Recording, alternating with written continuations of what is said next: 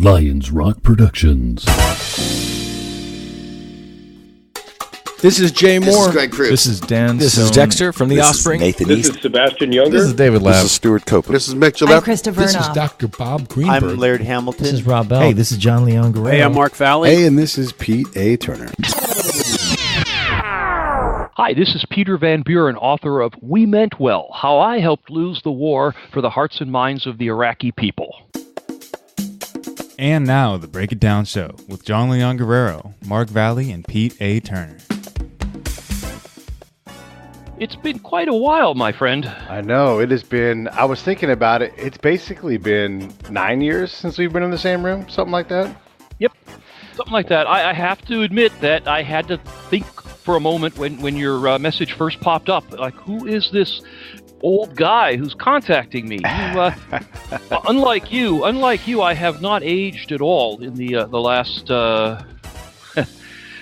few years. It must be that high-quality diet. Well, I really kind of hearken it back to my State Department training.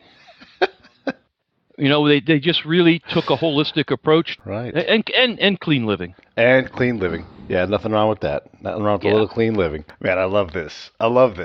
So, for the audience's sake, Peter and I go back quite a ways. We aren't close, but we definitely worked in the same building, the same office at times, out in the field together, in this case specifically Baghdad, the outer areas of it. And I wanted to have him on because he wrote a book called We Meant Well and How I Helped Lose the War in Iraq. But he's also got other books, and we'll talk about that. But it's always neat for me to bring people that I've worked with hand in hand, seen the same kinds of things, and just kind of color in where things are at. Now, you are a bit of a, I guess you have to say pariah, you know, especially with the State Department.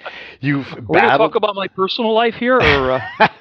Well, I'm just talking with the State Department. We can get into the personal life stuff, but because you were willing to talk about the problems, and I don't expect to put words in your mouth, but my experience working with the State Department, there's a lot of arrogance, a lot of just what I call accountability ladder problems, where you're always worried about the person above you. What's the ambassador going to say? What's the secretary going to say? And meanwhile, your Iraqi partner, you're like, yeah, fuck that guy. I'll tell him what to do. And so this kind of an approach, everybody kept coming out to, if you recall, the Green Medine, and it was this model program. I would go around town and I couldn't find evidence of it's actually working. So I wanted to come in and talk to you about what it means to publish a book that's contrary to the State Department narrative, and how you deal with that, how the heck you get published on, what was it? It was Michael Moore's brand, and then what's the conservative brand? The American Conservative. The American Conservative. How do you do that dichotomy thing? Where are things at now, and all those things? A lot to unpack. As background, I worked for the State Department for 24 years. And as Pete will attest, I was a remarkably mediocre State Department official. I had no political ambitions, no real politics per se. I was very dedicated to my mediocrity, and only through the craziness of the way things were working in the United States government in 2009 was I sent by the State Department to Iraq with the mission of helping reconstruct the country, rebuild the country, and win the war for the United States, or at least my little part of it. And Pete was there as a contractor, essentially working alongside of me, but he was working for the Army, and I was working for with the Army for the State Department. So we were kind of like, we went to different schools together. Yeah. Nonetheless, my initial plan, which was very well thought out, was I don't want to go to Iraq. I don't know anything about this stuff, but I'm going to go because I have to go. The State Department had a policy then of voluntold. Basically, it was anyone who wants to ever get promoted again or ever get another overseas assignment to a place without malaria is going to have to do a tour in Iraq or Afghanistan. So who's volunteering, guys? There I was. My plan was to show up in Iraq, do whatever my predecessor had been doing, because apparently, he didn't get, hung when he returned home, and keep a low profile and just get this thing over with as painlessly as possible. Like many good plans, that one lasted about an hour. when I first got off the helicopter at this remote forward operating base, I had this all scripted out in my mind. I was going to be whisked to visit the military commander of the area, and it all planned out in my mind that I was going to stand up straight and give a firm handshake and say, "Colonel, I'm here to help you implement your reconstruction plans." I thought that would be a good start. And I did that, and he kind of chuckled a little bit and said, "We were hoping you knew what the plans were going to be." And at that point, I realized this was not going to go the way I thought. I transitioned from the original plan of doing as little as possible to a plan of trying to just do as little as possible and not look around a lot. Basically, sign some things when I had to and try to look the other way. And that bumped along with various degrees of success. But over the months there, and I was there a year, over the months there, I came to understand that it was a lot more serious than that. And the book, We Meant Well, is full of funny stories of the stupid things we did with our money in Iraq. I don't know if you have a favorite, Pete, but one of the things that I remember back is the micro loan program. Oh my God. I don't know if you were connected to that, but Yes. essentially we had literal bags of money that we were supposed to use to start businesses, and the plan was to sort of give them to people, and by people I mean basically random people, and say, "Here's some money, start a business. Yes. We're not going to ever come back and ask you any questions." Did you have another favorite, or are you going to go side with me on this one? Listen, microloans is you could talk about that all day long. There's that. I also like the windmills of the Tigris. There was this contract. Ooh, do you remember the windmills? Yeah. Forgot about that. I'm having PTSD right now. Yeah, and every colonel I encountered down there is like, "I'll be the goddamn one that fixes this shit. No one's going to outwork this." And I'm like, "Would you please not put any effort into that and just let those things be?" Like you're the only person in this entire area that cares about them.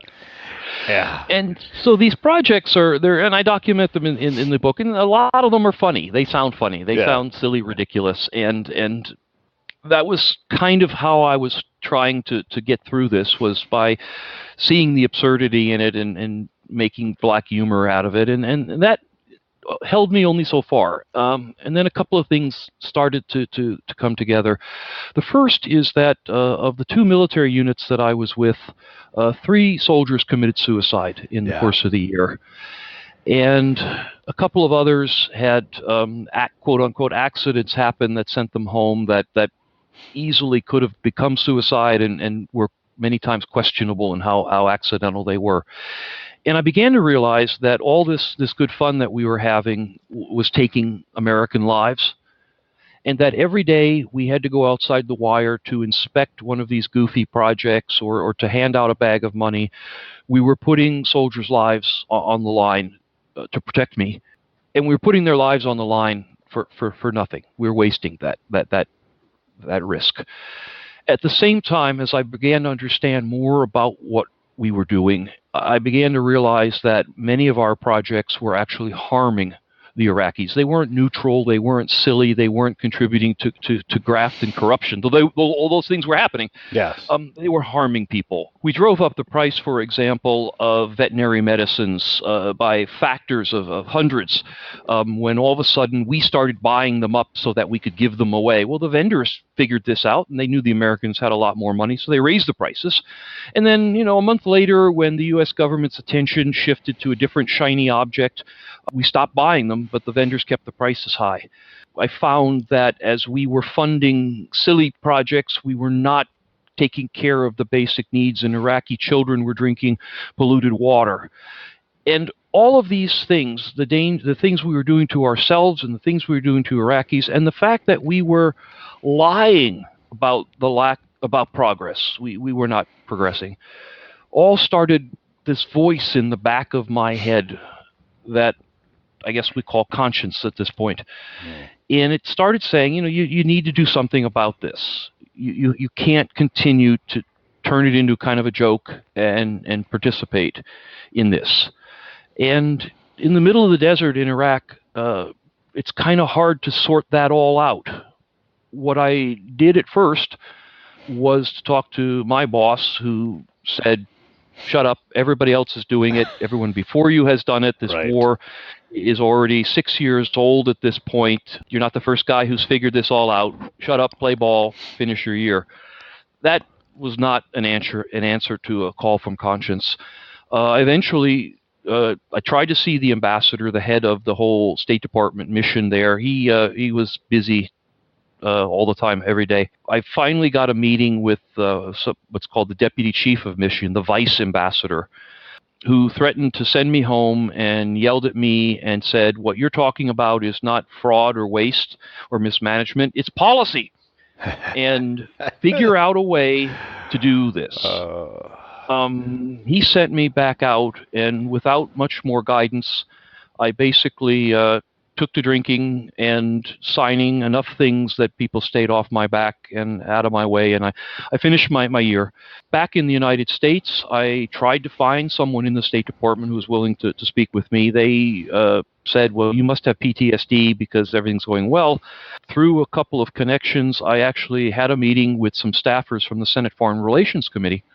I brought all my materials with me, and they kind of looked at me like you look at a child who may have special needs, and very politely said, well, look, every report, every bit of testimony we get from the State Department says this program is going well. Why should we believe you? By the way, we don't believe you, right? But thanks for playing. The call of conscience did not go away, and in fact, intensified as I realized that no one really was very interested. And it was at that point I decided to put this together into what eventually became a book. Now, for the people in the audience who are a little bit younger, back in 2010, when this was all starting to happen, we had just learned of this thing called WikiLeaks. We had just learned about now Chelsea Manning and her leaking. We hadn't had Edward Snowden. The word whistleblower was just still very much a fringe term, and the sense that the media was going to be your friend and publish information that was critical of the government just wasn't what the vibe was, if you will. Yeah. No, I remember when Chelsea Manning did the release, one of the things that hit home, and you and I both were privy to the cables that were sent around, was the arrogance, the insulting attitude towards the people that we were, I'm going to say, quote unquote, partnered with. Like, that's not how my partner treats me. Now, this is a complicated problem. And when I read these cables, I don't know if you recall too, there was like a full colonel, and this got out in the news, but he would write these very derogatory emails every day mocking the Iraqis' ability to plan. And he built up this huge reading list, and it was funny, but it was also like I can't read this thing anymore because, some of us are here really trying, trying to help out, and you guys are insulting, and it was embarrassing for that guy. And eventually someone leaked it out to the press, but and I was glad to see those things because we were not doing the right things. An interesting sideline to all of this, and history is full of amusing little twists in that. The forward operating base where I spent the first 6 months in Iraq was the same forward operating base that then Private Bradley Manning was stationed at.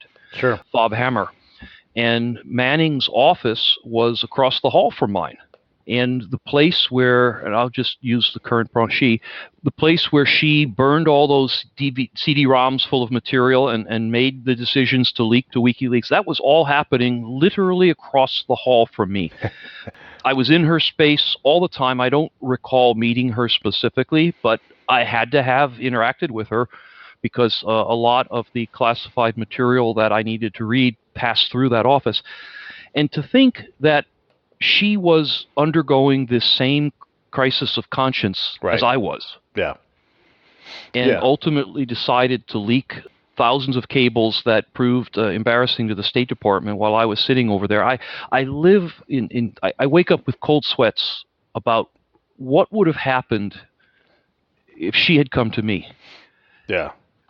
Early in this, because her actions took place fairly early in my year in Iraq, and I hadn't yet kind of become enlightened, if you will. And I really am terrified to think What would have happened if she came to me and said, hey, sir, you're with the State Department. I need somebody outside the Army to talk to about what I'm thinking of doing. Yeah. It's a scary thought to me, and I am glad that my courage wasn't tested at that point. Yeah, boy, no kidding. Yeah, and just for the listeners to know, we maybe sat 50 linear feet apart from each other. There were some walls in the way, but yeah, that whole thing. I may not have been in the building at that time because a lot of times I spent out in the field, but I certainly I was struck by, holy cow, that leak just came from our building. Yeah, and the thought you're right. That if she had come up to you and said, "Hey, Pete, you were a civilian contractor. You're a civilian. You're not in my chain of command. Can I talk to you about something?" What would you do? I had never considered that, but you're right. What would I have done? And as a counterintelligence guy, I would have had a very big. Because, look, I understand that you can't breach things. You have to be very hard on people that do, and she went to prison for it, and I'm okay with all of that. I think it's appropriate. But I also understand what she did, and with those cables and how we were doing this. If we're going to waste the time. Look, one of the things I'm always critical of, Peter, when I talk to people, especially USAID, especially Department of State, when they say, well, there's so much corruption there. And I'm like, do you mean our corruption or their corruption?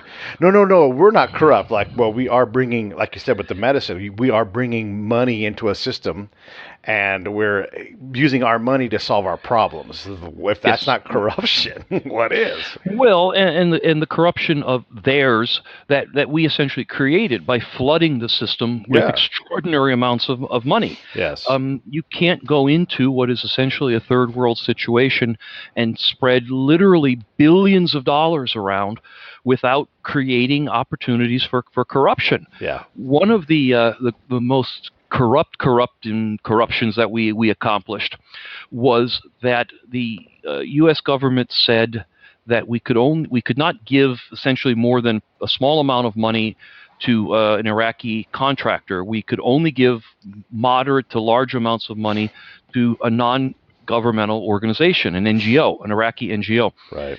And what we did in that, but of course, that was a great idea, and it sounded good in Washington, but when you get on the ground in Iraq, it turns out that if you need a ditch dug, you've got to go to a contractor, not an NGO. Right. So we created this business where every contractor in Iraq that wanted our money, which meant all of them, had to kind of become a pseudo NGO, and the little teeny offices in these small towns that used to never, that certified NGOs, that it was like somebody's deaf cousin's brother's friend's son, suddenly became the epicenter of corruption because they had the ability to say, yes, you could get on the American gravy train or you can't. And we created a whole industry around becoming an NGO that was very shameful. Yeah. But let me jump back to 2010 when I failed to get anyone in Washington interested in hearing about what was going on the ground in Iraq. And I made the decision to put this together into a book. And I had been writing all this down along the way, mostly in emails home to my family, incredulous emails that always began with lines like, "You can't believe what happened today," detailing things. And so I had the material kind of organized and put the book together, and I was very lucky to find a publisher who took me seriously. Then I didn't understand that publishing books takes a really long time. It's like a year from when you say, okay, let's make a book, to when it hits the bookstores. This is not like Harry Potter where they rush it out at midnight. And so during that year, I'm just working at the State Department, doing my thing. And I'm telling people about this. My boss at the time. This episode of the Break It Down Show is brought to you by Lions Rock Productions. That's us. We publish, evaluate, and develop podcasts just like this one, consult others to build their own, and create associated content and content marketing strategies. So if you're launching or expanding your social media presence, your business or your personal brand, or if you just want to take your media presence to the next level, reach out to us on Twitter at Pete A. Turner or at JohnLG69 at the Break It Down Show. There's 1,000 ways to get a hold of us. Now enjoy the show. I was in an office that dealt with recruitment and testing. It had nothing to do with Iraq or any political things. My boss, turns out he was a frustrated novelist who had been trying for years to publish a novel of his, and we had these lengthy conversations about publishing, and as things happened, I would explain things to him or say, oh yeah, we just passed the copyright step, and now we're into the line editing step. And so he was fully aware of all this, as were all of my colleagues. Right. And nobody paid any real attention to it until I wrote a relatively painless blog post for the Huffington Post, basically about how to get along with the military better. You were in the military, is that correct? That's right, yeah. Yeah. Well, I never was. And it turns out, what a surprise, military culture is slightly different from civilian culture, from State Department culture. Yeah. And not understanding this was a problem at first for me. And so it was kind of a funny little thing about, hey, this rank thing, you got to know your captains from your colonels, guys. And anyway, this caught somebody's attention, and the article noted in the little bit at the bottom that Peter Van Buren is working on a book, and the gates of hell opened on me. And suddenly, lots of important people at the State Department wanted to know what was going on. Was I publishing a book? Yes, I was. Was it about Iraq? Yes, it was about Iraq. Ooh. And then summer came. They forgot about me, and then the book started to circulate. The publisher started sending copies out to various people, hoping to get reviews. And the State Department got a hold of a copy and went absolutely, completely. Can we say apeshit on your show? I think you should say apeshit. Okay, it went ape shit. That would be. I don't like to use profanity all that fucking much, but I mean, once you realize that ape shit is the most important word here, they just went berserk, and they immediately suspended me from my job. They let me come into the office at first and just sit at the desk. Sounds reasonable. I'll point out that if you're on a government computer which blocks access to gambling and porn sites, the internet is just not as big as you think it is. Right. When you've got to kill 8 hours a day. Yeah. But they eventually, in very rapid succession, accused me of revealing classified material in my book, which was absolutely not true. Right. They accused me of accepting money for private money for government service. They accused me of crimes against humanity. I was dragged in through the security process. My security clearance was suspended. They then determined that I was a physical threat to the safety of the Secretary of State, Hillary Clinton, at that time, because I was a disgruntled employee, and security marched me out of the building, took away my ID card, like in an old movie where they ripped the rank off the uniform, took away my ID card, and told me that I was under a order that prohibited me from coming within 100 yards of the White House or any State Department facility, and that I should go home and await further orders. So I did, took the subway, and so I did. I sat at home for a while, 2 weeks, and they sent me a letter saying that under the way the government personnel rules work, they were going to go through this long process to fire me. And if they were successful in firing me for national security violations, which they were trying to gin up, I would lose my pension and my retirement and my health insurance and all the things that I had worked 24 years to earn. I want you to press pause for 1 second because I have to add this in. So your ultimate boss is Secretary Clinton, who actually had top secret on her email server, which is impossible to do without breaking the law. And when you take responsibility for it, as she did, it's an act of either omission or commission. Doesn't matter if you know about it. I didn't know. So you're getting the book thrown at you for something, and I've read most of your book. It's not classified, the stuff that's in there. It's not. And I don't know if you went through the review process. I imagine your publisher. I did. Of course. So your publisher's like, hey, you have to go through the review process. So your book, they've had a shot at your book. And that's absolutely correct. All of this stuff comes down. If that's not punitive and vindictive, I don't know why. Why would you say that you would compromised security when the book they've had. Anytime you write a book as an author, if you're responsible, you submit the book to the government, to them to review it and go, yeah, everything in here is good. They may have some changes. I don't know if that's true in your case or not, but most of what Peter and I did was not classified. And if it was, the classification expired shortly after that whole unit left, and Yes. because it was all command driven, the classification. So I'm sorry, I had to put that color in there. No, that's very important because it's very important because I did in fact follow through on that process. I submitted the manuscript of the book to the office in the government that looks for these security things.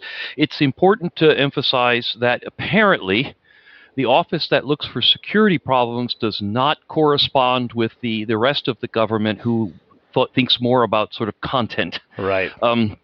So they apparently figured out there was nothing classified in there, but they apparently are not good at understanding that I was blowing the whistle on waste, fraud, and mismanagement within the State Department's Iraq operation. So there was a little bit of element of surprise in there.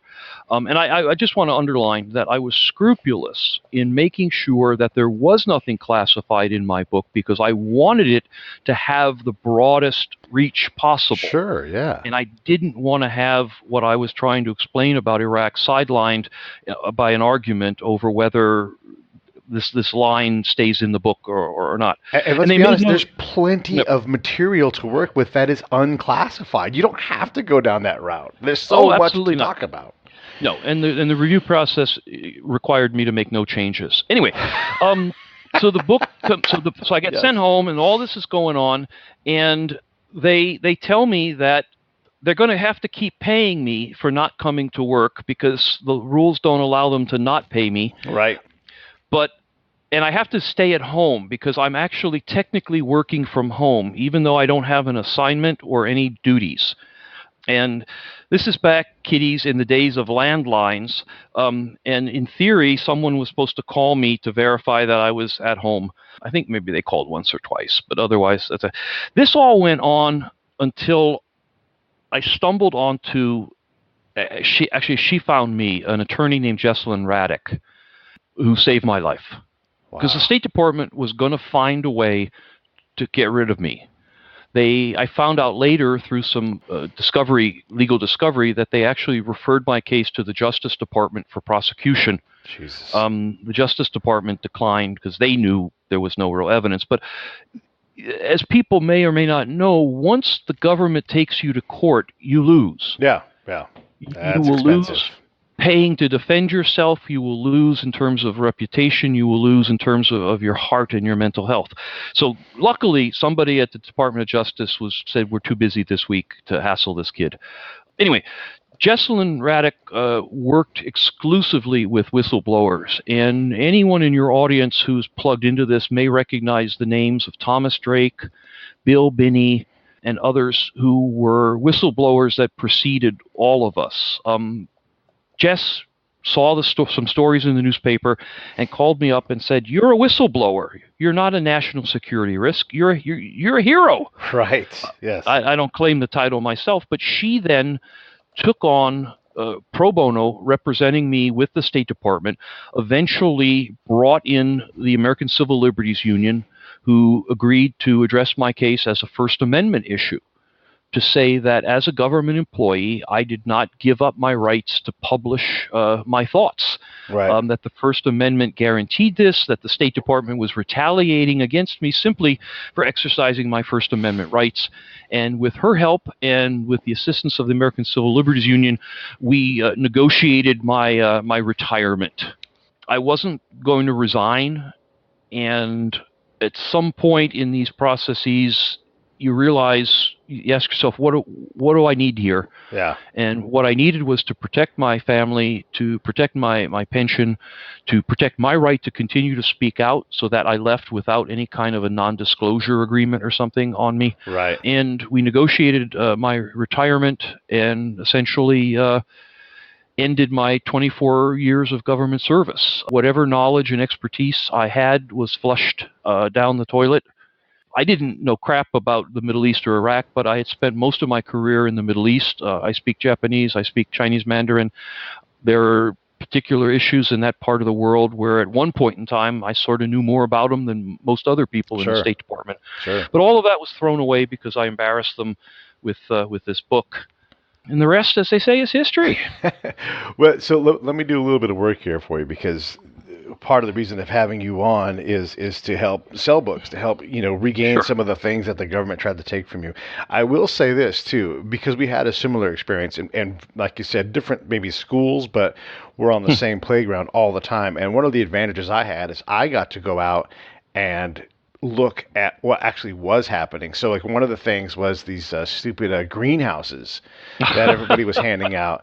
And I had a pretty long, maybe like a several week long ability to go out and talk to farmers about these things. And there was an U.S. ag guy like, yeah, we're going to bring in fruit trees. This is going to be the thing that's going to enable more jobs to come in, because they're going to have so much more fruit once we do this. We're going to have them grow it in the greenhouses. So I go talk to the farmers and I'm like, do you need a greenhouse? And the guy's like, I've been growing food on the side of the Tigris for several generations. We have a ground crop.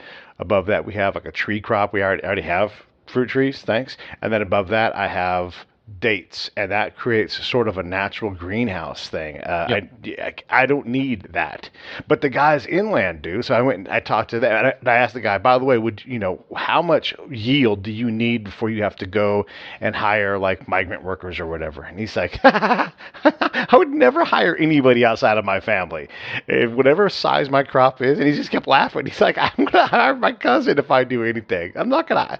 I'm a farmer. It's a good year for me. We'll spend more time in the field picking. So this whole theory that we're going to create, all that was nonsense. And the same problems, and this is not a surprise to you, Peter, but the same problems existed when I went to Afghanistan. And every time I encountered the State Department, the open arrogance. So I'm going to tell you another real quick story. I was in south of Iraq, now down in one of the lower provinces, and I just happened to be in like the higher army level, above brigade audience. This is like where there's generals in rooms, and they aren't the highest ranking guy in the room.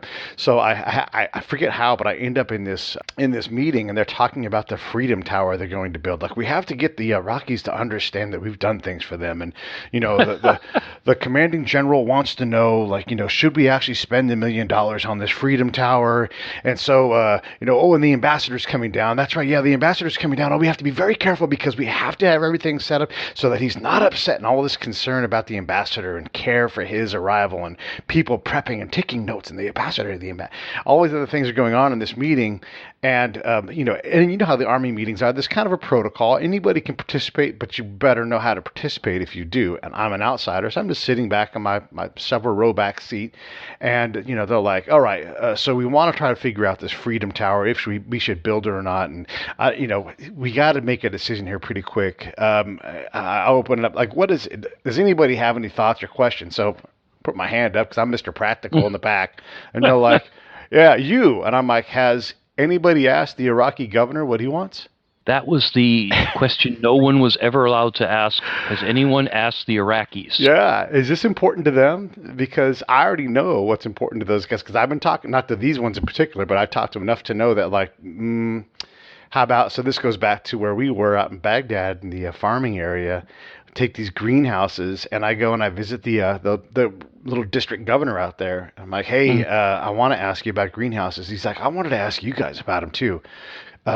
Could you guys stop giving those out? Or, I mean, maybe let me give them out? And I know that seems weird, but here's the thing. I deal with your guys' greenhouse problems more than anything else. I got lines of people asking me how to get them, complaining that other people have them. The people that have them, I never can get them to come in and talk to me. I spend a lot of time dealing with greenhouses. It's not helping me. It's making my job harder. And I'm like, oh, I'll write that down in my book. So thank you for blowing the whistle and taking all that stuff on, man. I know it's hard, and I know most of your peers behind you weren't able to do it because, they made it expensive and hard to do. And, that's no fooling. Like, you're like a combat casualty with this stuff. And we've got to get better.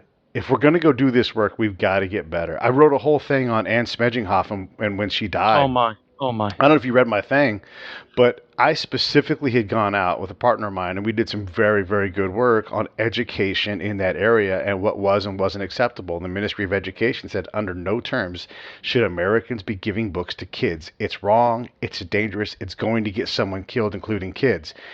Everybody, Peter, everybody had access to that report. We published it to the State Department people. She wasn't there when we were there, but 6 months later, she was dead because no one bothered to say we shouldn't do this and ignored the Ministry of Education, the religious leaders. If that was the reason that they were out, and we both know that they were out there getting pictures and ignoring the threat that was in the area, she didn't have to be dead from that. It's tragic. And for those, I mean, Anne was a very junior State Department officer who was, I think, on her first or second assignment out in Afghanistan, and she was blown up by the Taliban in the process of arranging a photo op for a visiting VIP.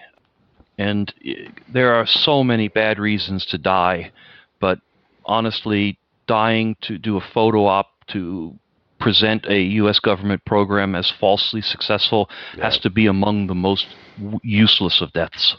Yeah, and that's why I had to wait a while to be respectful to her family and everything else, because she's not supposed to know, and Secretary Kerry was never able to be honest on that, but she died for a dumb reason, and she may have still died that day no matter what, because it's a dangerous place, but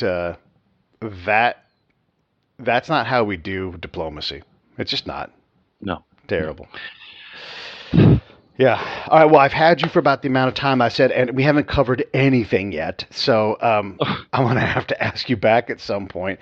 But, I think that would be great. Yeah. No, this is great because we can have these conversations. This is one of the fun things is I get to have people on that actually have a voice, can talk honestly, especially now, and really have a conversation that the next time we decide to go do one of these things, hey, I'm all for it. Let's go do it. But here's one of the things I learned, and I'll say this, and I'm going to try to shut up. Well, I don't know.